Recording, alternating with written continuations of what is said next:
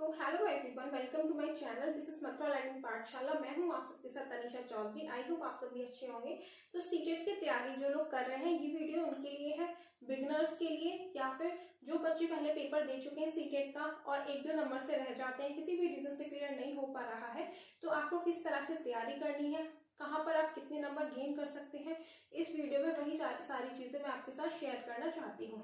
एक चीज मैं आपके से बोलना चाहूंगी कि आप सभी यूट्यूब से पढ़ते होंगे, मैंने भी यूट्यूब से पढ़कर ही सीटेट पास किया था। तो आप ये गलती बिल्कुल भी ना करें कि एक दिन आपने इस टीचर की वीडियो देख ली, अगले ही दिन आपने सीडीपी के किसी और टीचर की वीडियो देख ली। आप एक सब्जेक्ट पर एक ही टीचर को पकड़े और उन्हीं से आप अपना पूरा सिलेबस कंप्लीट करें और पीवाईक्यू लगाएं, तो आपका जो पेपर है वो जरूर क्लियर होगा।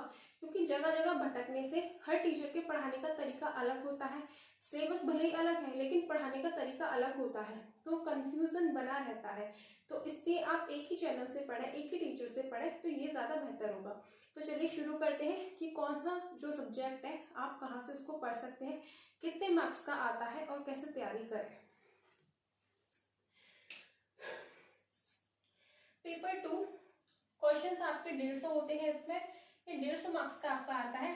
टाइम आपको 2.5 घंटा मिलता है सीटेट के पेपर के लिए, जिसमें क्वेश्चंस आपके 150 है। 2.5 घंटा टाइम बहुत ज्यादा है, टाइम कम नहीं है, लेकिन फिर भी इतना टाइम होने के बाद भी काफी सारे स्टूडेंट्स हैं जो टाइम मैनेज नहीं कर पाते हैं और पेपर जो है वो छूट जाता है।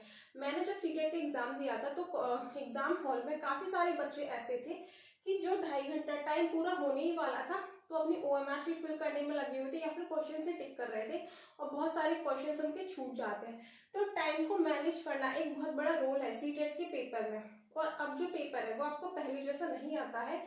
अब जो क्वेश्चंस आते हैं आपके बहुत ज्यादा लेंथी आते हैं, मतलब लैंग्वेज बहुत बड़ी आती है। जैसे एसएसटी ले लीजिए या फिर सीडीपी ले लीजिए, इसके जो क्वेश्चंस हैं बहुत बड़े बड़े आते हैं जिसको पढ़ने में बहुत ज्यादा टाइम लग जाता है।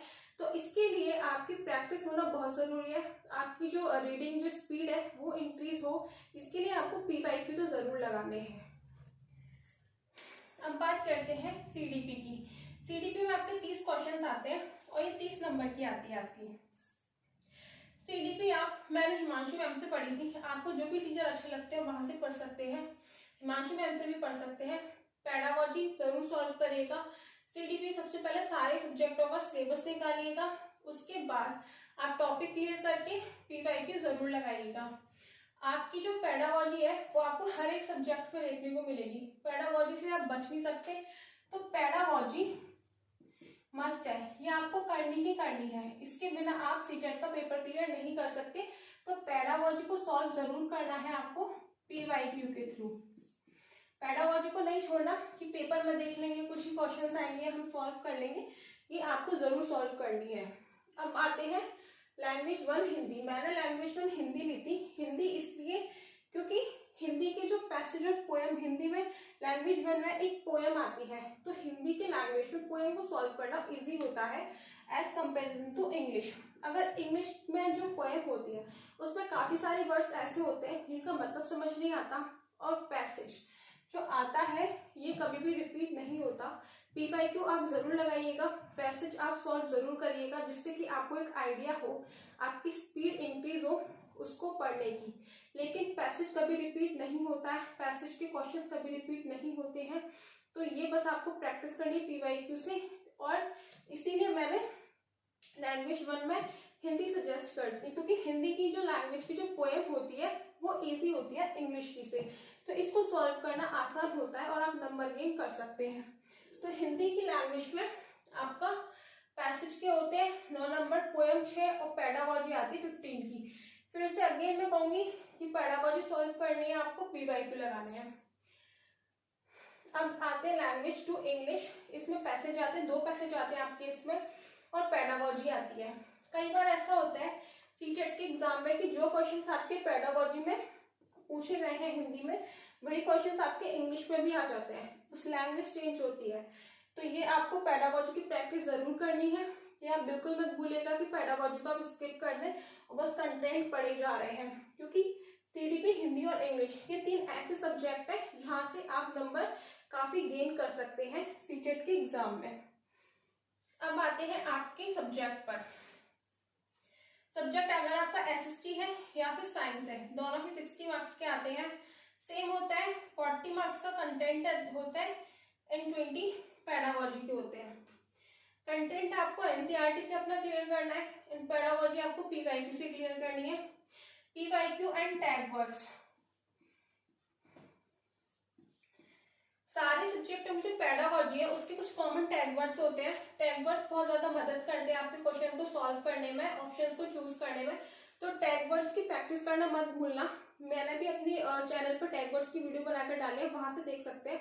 अगर आपको कहीं और से पसंद है तो वहां से भी देख सकते हैं, लेकिन टैग वर्ड्स आप जरूर पूरे तैयार करके जाइएगा अपने। और पीवाईक्यू लगाने हैं पेडागोजी के लिए।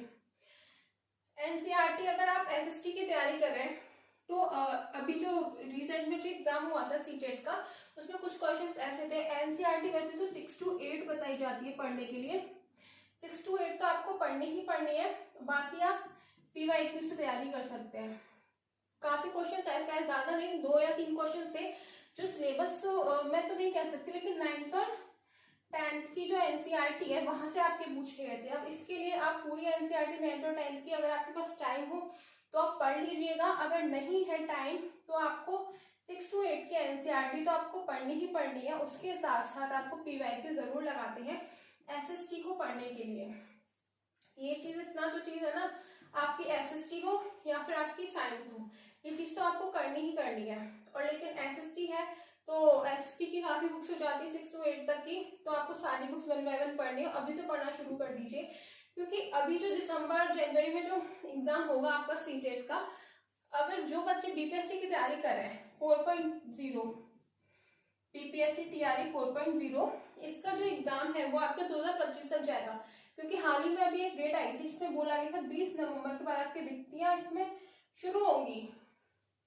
तो आपका जो सीटेट है वो आपका दिसंबर में होगा। तो जिन बच्चों का क्लियर नहीं हुआ है या फिर जिनका फर्स्ट टाइम है सीटेट का और उसके बाद ही वो कोई एग्जाम दे सकते हैं, तो अपना ये वाला सीटेट आप 2024 का दिसंबर वाला जरूर अच्छे से पढ़ के क्लियर कर लीजिए, ताकि आप इस वैकेंसी में बैठ सके।